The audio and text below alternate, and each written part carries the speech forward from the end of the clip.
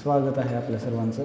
तर आज आहे विशेष दिवस आहे. आज माहिती आहे आपल्या सर्वांना आज काय काय माहिती आहे पण सांगता येत नाही. आज आहे सीतानवमी. काय आहे? सीतानवमी. तर आपल्या सर्वांना रामनवमी तर आम्हाला माहीत असते, रामनवमी माहिती असते, लक्षात पण ठेवतो आम्ही, साजरी पण करतो, पण सीतानवमी माहीतच नाही. आज सीतानवमी आहे. सीतानवमी म्हणजे ज्या दिवशी सीतामातेचा जन्म झाला.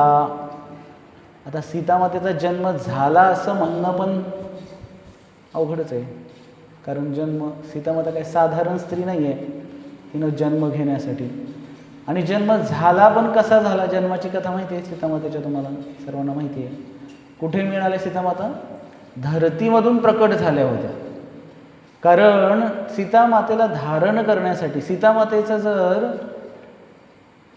वर्णन करायचं म्हटलं, एका शब्दात किंवा एका वाक्यामध्ये जर वर्णन करायचं म्हणलं सीतामातेचं, तर या ब्रह्मांडातली सगळी जी सहनशीलता आहे, लक्षात येते काय म्हटलं मी? ब्रह्मांडातली सर्व जीवांची सहनशीलता एकत्र करून त्याचं जे रूप होईल ते सुद्धा तो कडच होईल एका अर्थाने. इतकी सहनशीलता होती सीतामातेकडे, आणि ते रूप म्हणजे काय असणार आहे? साक्षात सीतामाता.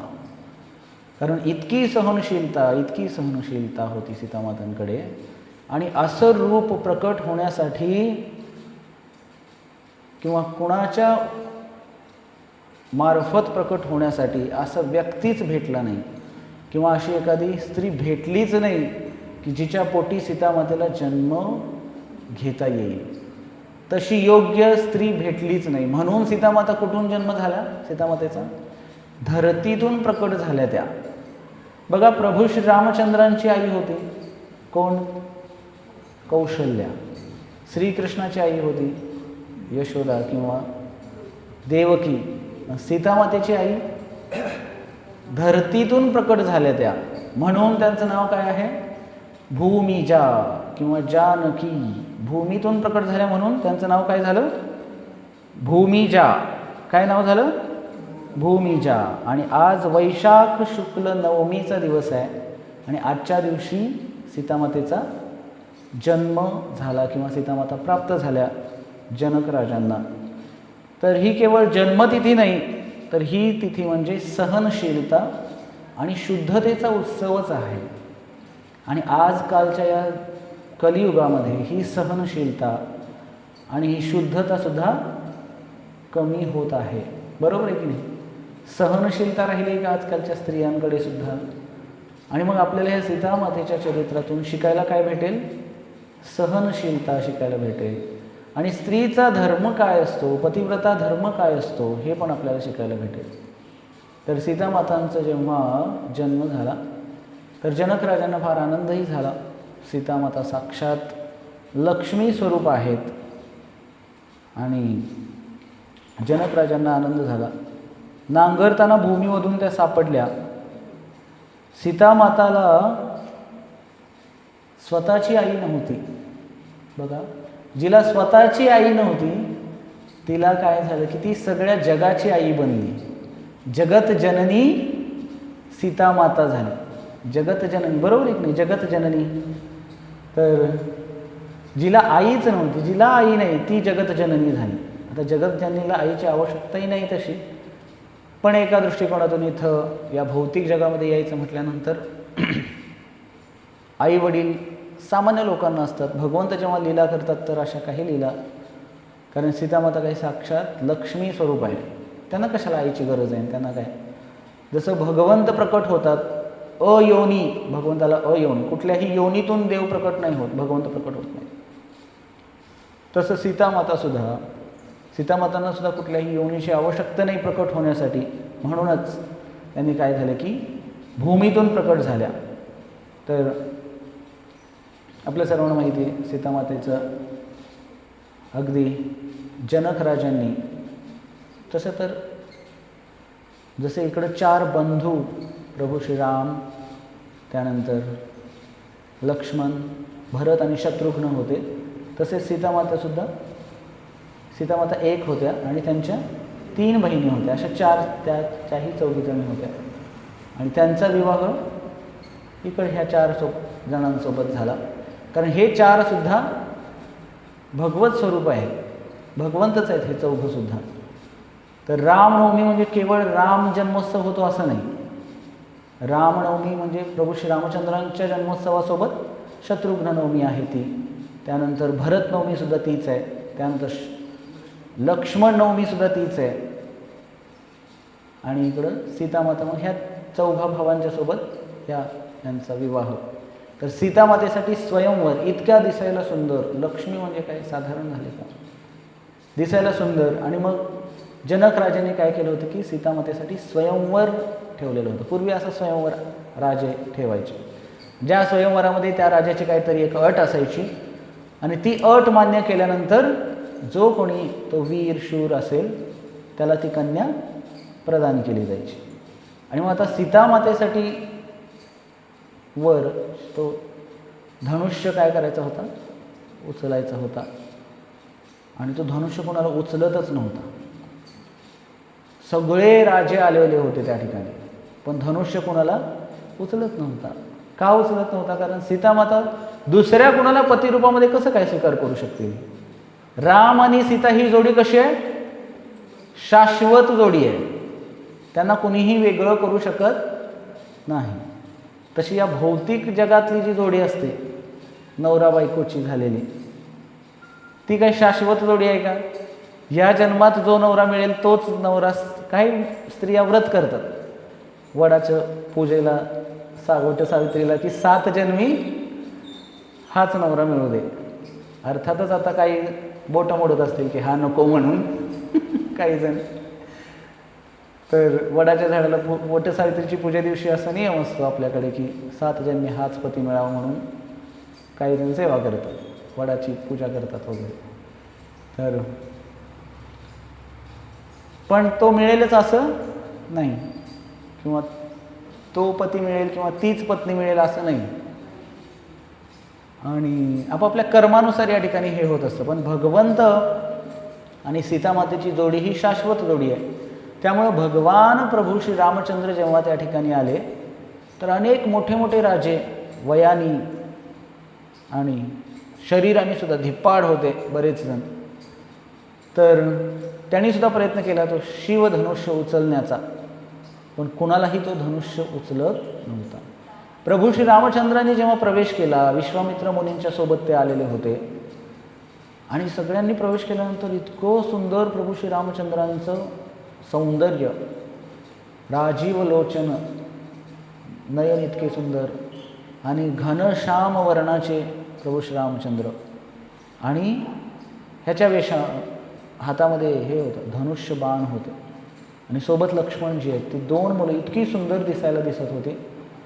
आणि जेव्हा सगळ्यांची नजर त्या मुलांवरती ही झाली, खिळली एक प्रकारे नजर, खिळली म्हणजे नजर अशी तिथून हालतच नाही आणि सगळेजण त्यांच्याकडेच पाहत राहिले.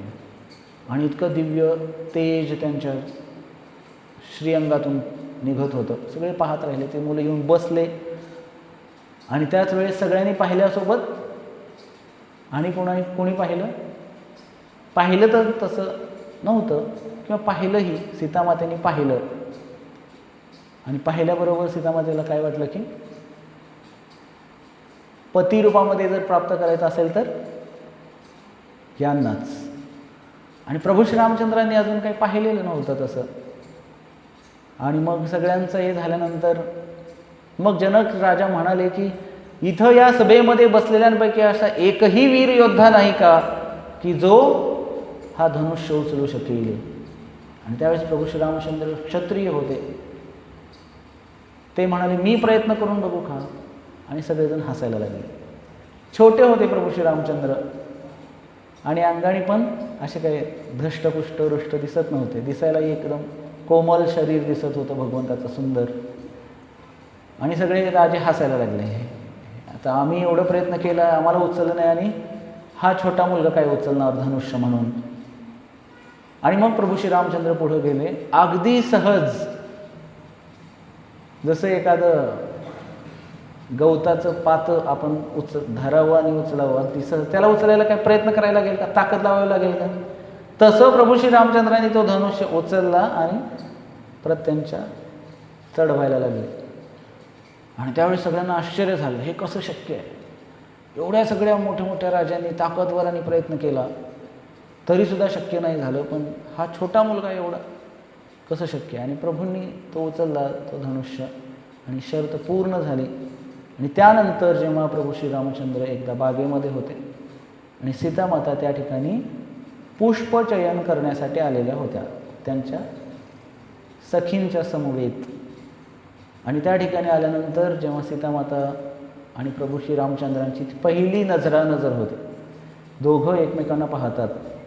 आणि त्यावेळेस सीतामाता प्रभू श्री रामचंद्रांना पहिल्यांदा पाहतात, किंवा प्रभू श्री रामचंद्रसुद्धा सीतामातेला पहिल्यांदा पाहतात. दोघंही एकमेकांना शाश्वत जोडी आहे, शाश्वत प्रेमाचं बंधन आहे. एकमेकांकडे पाहून आनंद होतो त्यांना. आणि लाजतात सीतामाता थोड्याशा आणि तिथून निघून जातात. आणि प्रभू श्री रामचंद्र पाहतच राहतात सीतामातांकडे. एवढं सौंदर्य होतं सीतामातेचं. कधी कधी श्रीमती राधाराणीला सुद्धा मदन मोहन मोहिनी, भगवंत काय आहेत की कामदेवाला मोहित करतात भगवंत. आणि त्या भगवंतांनाही मोहित करणारी कोण आहे? भगवंताची आल्हादिनी शक्ती. सीतामाता ही भगवंताची आल्हादिनी शक्ती आहे. तर जेव्हा विवाहाचं बंधनामध्ये अडकले आणि त्यानंतर विवाह झाल्यानंतर भगवंत सीतामातेला इकडे घेऊन येतात आणि काही दिवस त्यांचा संसार चाललेला असतो. आणि मग मध्येच काय होतं की आनंदावरती विरजन किंवा भगवंताला लीला विस्तार करायचा होता असंही म्हणू शकतो. आणि लीला विस्तारामध्ये काय झालं की कैकेयीने काय केलं? वर मागितले दशरथ राजाला. आणि त्यामध्ये काय मागितलं?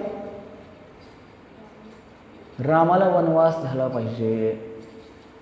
आणि ज्या दिवशी प्रभूंचा राज्याभिषेक होणार होता त्या दिवशीच काय झालं की काय ठरलं त्यांचं?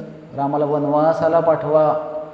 आणि नुसतं एवढंच नाही तर साधारण वेश घालून नाही, जसं आहे तशाच त्या कपड्यावरती नाही, कपडे पण बदलले पाहिजे, वनवासी वेश धारण केला पाहिजे. प्रभू श्री रामचंद्र लगेच तयार झाले. सगळे राजवेश जो होता तो सगळं भगवंताने पगडी काढून ठेवली, दागदागिने काढून ठेवले, सगळंच काढून ठेवलं आणि स्वतः वनवासी वेश धारण केला. कैकेयी तिथंच होती, सीतामाता तिथंच उभ्या राहिलेल्या होत्या प्रभू श्री रामचंद्रांच्या समवेत. त्यानंतर प्रभू श्री रामचंद्रांचे जे गुरु आहेत विश्वामित्र मुनी आणि दुसरे कोण? काय तर वशिष्ठ मुनी. तर ते वशिष्ठ मुनी त्या ठिकाणी होते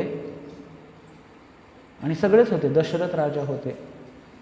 तर ती कैकेयीच्या मनामध्ये इतकं हे पेरलेलं, विष पेरलेलं. ती कैकेयी काय म्हणते सीतामातेला बघून? केवळ रामानीच नाही, सीतेने सुद्धा वेश बदलला पाहिजे. आणि असं म्हटल्याबरोबर वशिष्ठ मुनी इतके जोरात बोलतात, किंवा गुरु आहेत ना, ते कुलगुरू होते. तर ते वशिष्ठ मुनी म्हणतात तोंड सांभाळून बोल. कोणाला म्हणतात? कैकेयीला. सीतामाता कुठलाही वेश बदलणार नाही, किंवा ती वेश बदलून कुठेही जाणार पण नाही. ठीक आहे म्हणे, तुझा वर होता प्रभू श्री रामचंद्रांना वनवास व्हायला पाहिजे, रामचंद्रांना वनवास होईल, ते जातील वनात, पण सीता कुठेही जाणार नाही. कारण ती एक स्त्री आहे की आणि या अयोध्येची किंवा रघुकुलाची कोण होती? ती लक्ष्मी, घरातली लक्ष्मी आहे. आणि घरातली लक्ष्मी असं वनवासाला पाठवणं, कुलगुरू म्हणतायत, पण कैकेयीने काय ऐकलं नाही. आणि त्याच्या कैकेयीने काय म्हणायच्या आधीच सीतामाताने काय केलं की ज्या ठिकाणी माझे पती असतील त्या ठिकाणी मी जाणार. मग प्रभू श्री रामचंद्रांनी सुद्धा सांगितलं. त्यावेळेस कुलगुरू वशिष्ठ प्रभू श्री रामचंद्रांना सुद्धा बोलतात की म्हणे सीतामाता जाणार नाहीत. आणि जर असं काही झालं तर ते म्हणतात मी आत्महत्या करेन. वशिष्ठ काय म्हणतात? मी आत्महत्या करेन सीता जर वनवासाला गेली तर. ठीक आहे, रामाला वनवास झालाय ठीक आहे, पण सीता वनवासाला गेली तर मी आत्महत्या करेन. आणि पुढं जाऊन त्याच सीतामातेला एकदा नाही किती वेळा वनवास भोगावा लागला? 2 वेळा वनवास भोगावा लागला सीतामातेला, एकदा नाही. किती सहनशीलता असेल बघा. आणि त्या वनवासाच्या काळामध्ये ज्या ठिकाणी प्रभू माझे पती असतील त्या ठिकाणीच मी राहीन. तर प्रभू श्रीरामचंद्र पण बाकीचेही म्हणतात की तुम्ही नका जाऊ, तुम्ही एवढं जनक राजाच्या पुत्री, एवढं राजमहालात वाढलेले आहात, कसं वनामध्ये जाणार, कसं राहणार, एवढे कोमल चरण सीतामाताचे, त्या वनामध्ये कसं तुम्ही चालणार, किती त्रास होईल, ह्या सगळ्या गोष्टी. पण सीतामाता म्हणाल्या की पतिव्रता धर्माचं पालन मला करावं लागेल. आणि ज्या ठिकाणी माझे प्रभू असतील, माझे पती असतील, त्यांच्यासोबत अर्धांगिणीचा अर्थ काय, पतीच्या प्रत्येक सुखदुःखात काय केलं पाहिजे, साथ दिली पाहिजे. आणि म्हणून सीतामाता काय झाल्या, प्रभू श्रीरामचंद्रांच्या सोबत निघाल्या वनवासासाठी. तर ह्याच्यातून आपल्याला शिकायला भेटतं की वनवासामध्ये जे जो स्वतःचा साथीदार आहे, पती म्हणून ज्याला आपण निवडले, त्याला कधीच सोडायला नाही पाहिजे. सुखात साथ देणारे बरेच जण असतात, पण दुःखात साथ देणारे काही जणच, किंवा ज्यांचं खरंच प्रेम आहे. इंग्लिशमध्ये म्हटलं जातं, अ friend in need is friend in need is friend in deed. जो संकटकाळी मदत करतो तोच खरा मित्र. तसं जो दुःखात सुद्धा साथ देतो तोच खरा साथी प्रेमाचा असेल तर. आणि त्यामुळे आपण याच्यातून एक शिकू शकतो की कुठलंही तक्रार करायची नाही. आत्मसमर्पण म्हटलेलं आहे. त्यामध्ये ज्या भक्तीच्या नवविधा जी प्रोसेस आहे त्यामध्ये काय आहे, श्रवणम कीर्तनम विष्णू स्मरणम पादसेवनम अर्चनम वंदनम दास्यम साख्यम आत्मनिवेदनम. ही सगळ्यात लास्टची स्टेज आहे की हे भगवंता मी आता तुमचा आहे, मारोबी राखोबी जो इच्छा तोहार, नित्यदास प्रती तुवा अधिकार. तुम्ही आता मारायचं का सांभाळायचं हे तुम्ही ठरवा, पण मी काय करणार आहे, आता तुमच्या चरणाशी मी आलेलो आहे. ऐ नंद तनुज किंकरम पतितं मां विषमे भवाम्बुधौ कृपया तव पाद पंकज स्थितधूली सदृशं विचिंतया. हे नंदतनुज, मी तुमचा नित्यदास आहे. नित्यदास म्हणजे तुम्ही काहीही करा, मारलं तरी सुद्धा मरायला तयार आहे. किंवा एक आचार्य आहेत भक्तिविनोद ठाकूर, ते म्हणतात, सर्वस्व तोमार चरणे संपिया पडेची तोमार घरे. तुम्ही तो ठाकूर तोमार कुक्कूर बलिया जान हमोरे. बंदिया निकटे आमारे पालिबे रहिबो तोहार द्वारे. प्रतिपाजने रे असिते ना दिबो राखिबो तो मार घरे. ते म्हणतात की मला जसं दारामध्ये एखादं कुत्रं असतं, ते कुत्रं काय करतो, मालकाच्या घराची राखण करतं आणि मालक जे काही टाकल तेच ते खात असतं. हे त्या कुत्र्याचं काय आहे, समर्पण आहे त्या मालकाप्रती. ते कुत्रं म्हणत नाही मला हेच पाहिजे, मला तेच पाहिजे. तसं भक्तांनी काय केलं पाहिजे, भगवंताप्रती समर्पित असलं पाहिजे, शरणागत असायला पाहिजे. जसं सीतामाता आहेत या ठिकाणी कुठल्याही प्रकारची तक्रार नाही केली. हे म्हणे आपण काही जाणार नाहीत, हे असं वर मिळणार होतं असं माहीत असतं तर मी लग्नच केलं नसतं. बरोबर आहे की नाही. वनवासाला जायला लागणार असतं तर राजमहाल सोडून वनवासाला जायचं तर लग्न करायचं काही विषयच आला नसतं, मी केलंच नसतं.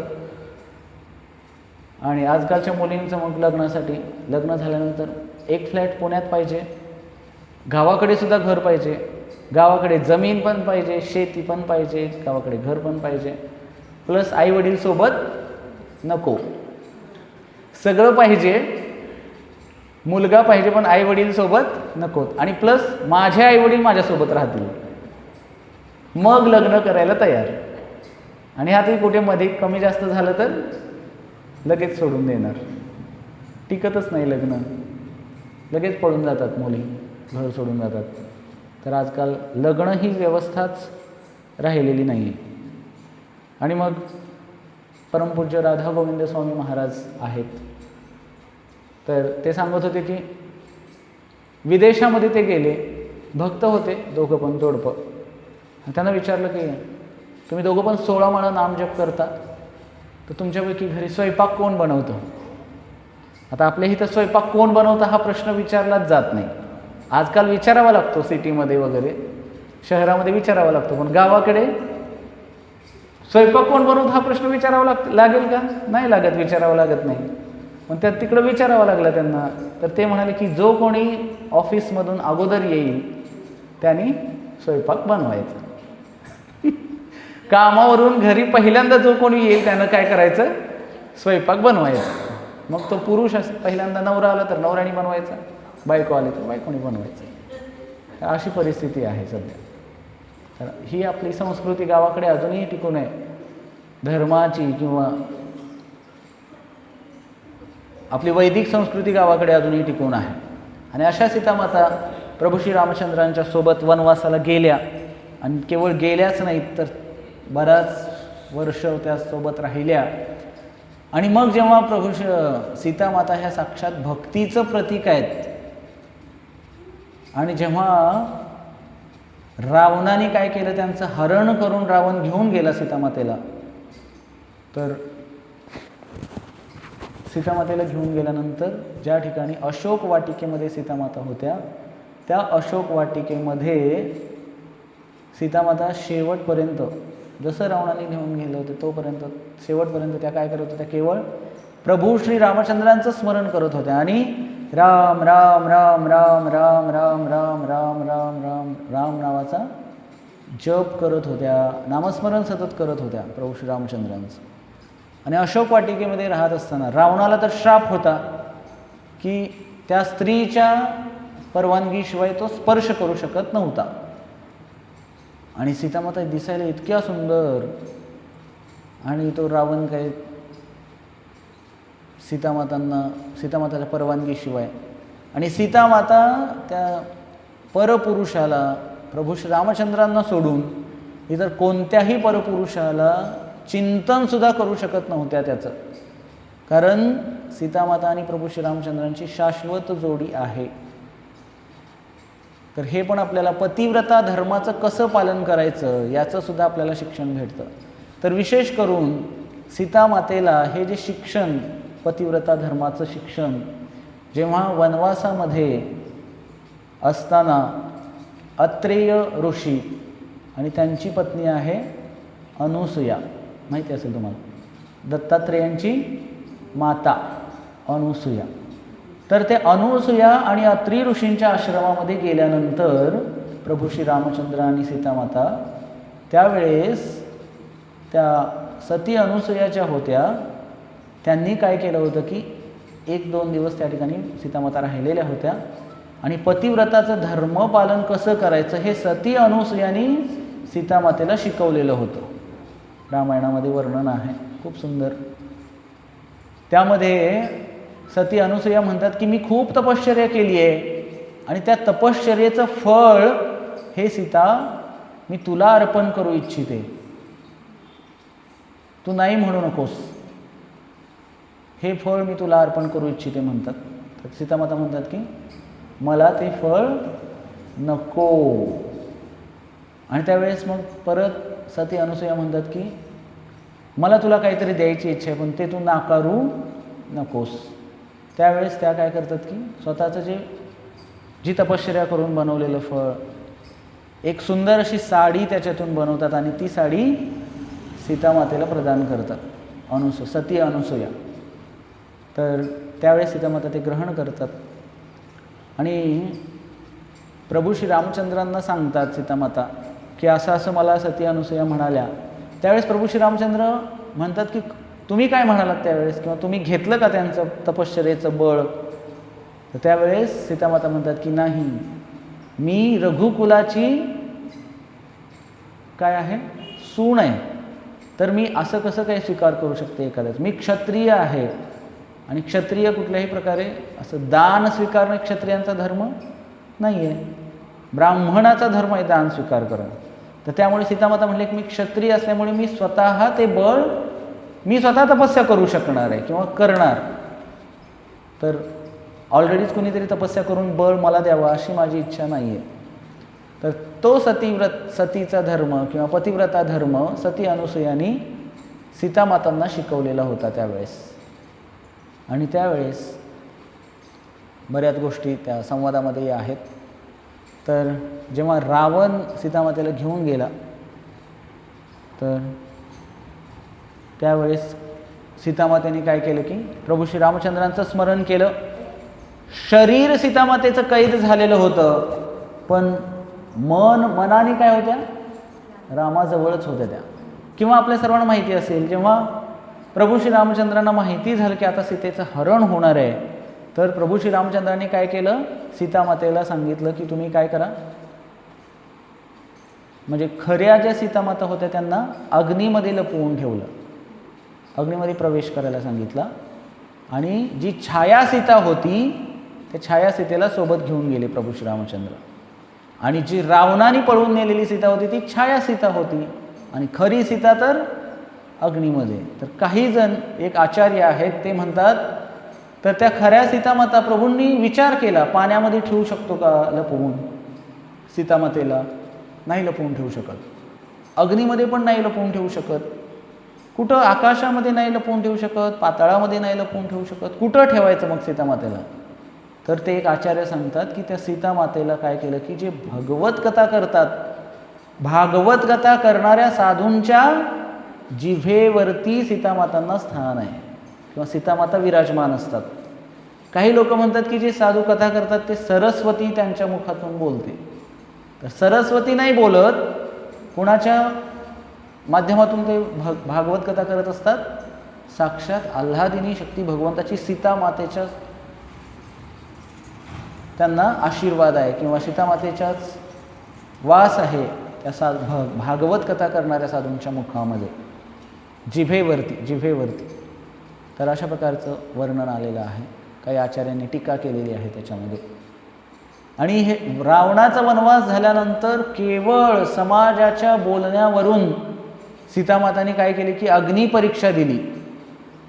तर भक्ती करत असताना काय होईल की आपल्याला सुद्धा अग्निपरीक्षा द्यावी लागेल. कधी कधी इतकी मोठी परीक्षा द्यावी लागेल की आपण त्याची कल्पना सुद्धा करू शकत नाही. आणि अग्निपरीक्षा दिल्याच्या नंतर सुद्धा काय झालं, शेवटी प्रभू श्रीरामचंद्रांनी काय केलं, परत त्याग केला की नाही, परत वनवासाला जावं लागलं की नाही, परत एकट्या पडल्या त्या सीतामाता. आणि त्यावेळेस एकट्या नव्हत्या, मुलं गर्भवती होत्या.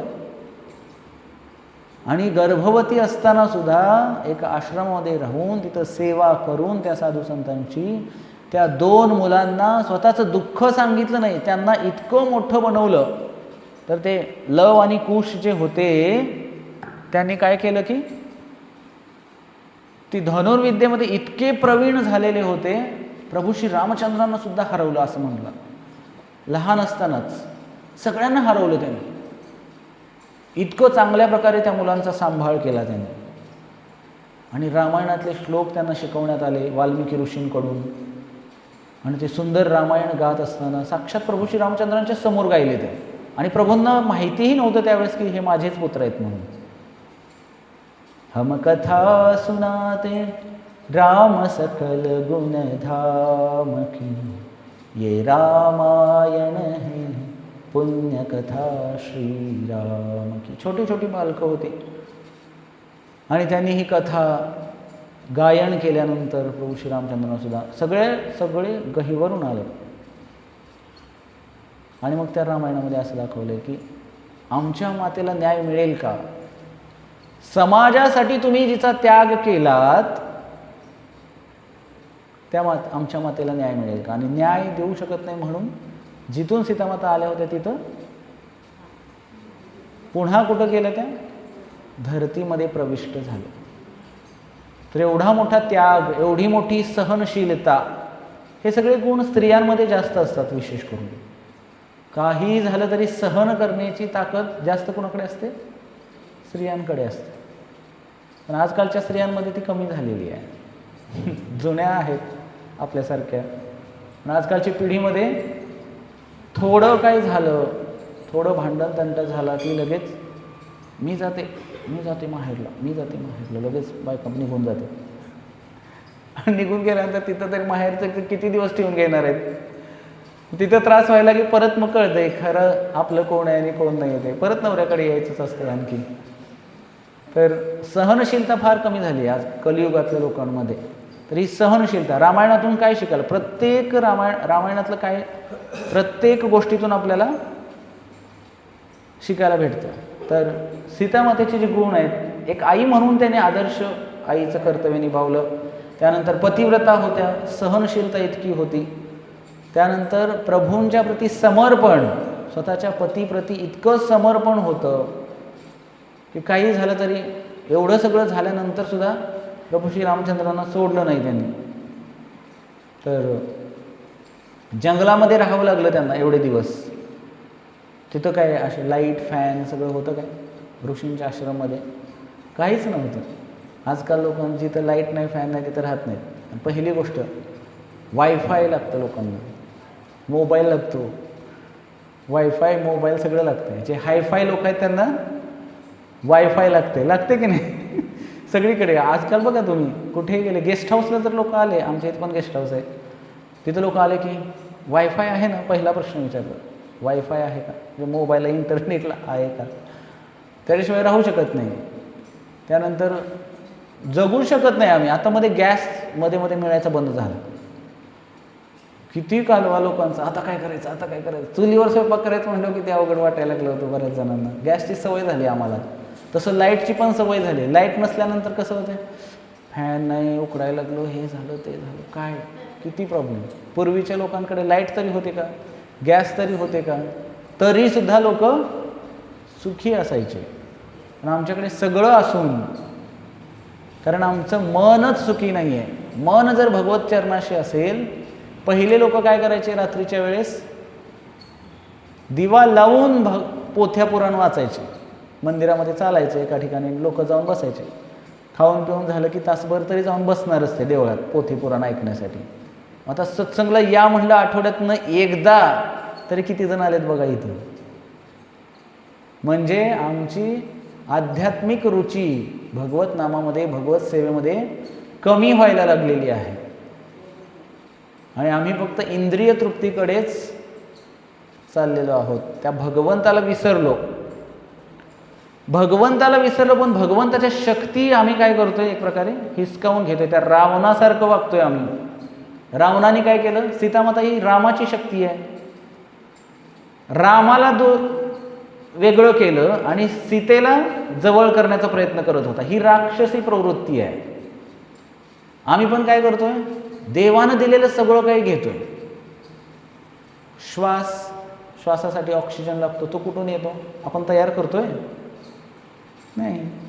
खायला अन्न लागतं, तुम्ही म्हणाला आम्ही कष्ट करतो, पण पाऊस पाडायचं काम कुणाच्या हातात आहे? आपण स्वतः पाऊस पाडू शकतो? राहायला घरं बांधली आम्ही एवढी मोठी, त्याच्यासाठी लागणारी सिमेंट, वाळू, पाणी सगळं कुठनं आलं, कोणाच्या मालकीचं आहे ते? कोणी बनवलंय ते सगळं? भगवंतांनी बनवलंय. आणि मग ते घर बांधून झाल्यानंतर म्हणतो आम्ही, हा हे माझं घर आहे बरं का, आमचं घर आहे. त्यानंतर सगळ्या गोष्टी आपण भगवंतांच्याच घेतो, भगवंतांच्याच वापरतो, पण त्या भगवंताचं भजन करत नाही. आणि ही किती, म्हणजे ही झाली कृतघ्नता. काय झाली? कृतघ्नता. एक असतं कृतघ्नता आणि दुसरं आहे कृतज्ञता. म्हणजे जे काही दिलं त्याबद्दल धन्यवाद भगवंताने धन्यवाद दिले पाहिजे. एक सुंदर असं गीत आहे, त्यामध्ये म्हणलेलं आहे, मोजता येत नाही मापान, एवढं वैभव दिलं या पांडुरंगानं. किती वैभव दिले पांडुरंगानं, जे मापानं मोजता येत नाही असं सगळं काही दिलंय. बरोबर आहे की नाही? ठेविले अनंते तैसेची राहावे, चित्ती असू द्यावे समाधान. जर एखादा व्यक्ती समाधानी, ज्ञानी असेल, भक्ती करत असेल, तर तो जेवढं भगवंतांनी दिले त्यातच तो समाधानी राहील आणि सतत भगवत चिंतन करत राहील. जसं सीतामाता, कुठलीही वेळ परिस्थिती त्यांच्यावर इतक्या गोष्टी झाल्या त्यांच्यासोबत, त्या म्हणल्या नाहीत रामाला सोड चिठ्ठी देते मी. असं म्हणल्या का त्या? आजकालची एखाद्याने असेल तर लगेच काही माता जे असतात त्या म्हणतात मी म्हणून राहिले, दुसरी असते तर एखादी पळून गेली असते केव्हाच, म्हणतात की नाही? असं सीतामाता असं नाही म्हणाल्या.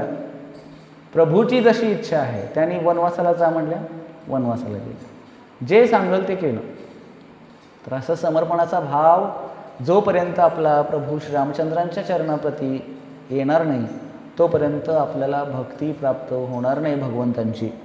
आणि हा समर्पणाचा भाव आणण्यासाठी सतत भगवंताबद्दल ऐकणं, भगवंताच्या नावाचा जप करणं, सत्संग करणं, या सगळ्या गोष्टी कराव्या लागतील.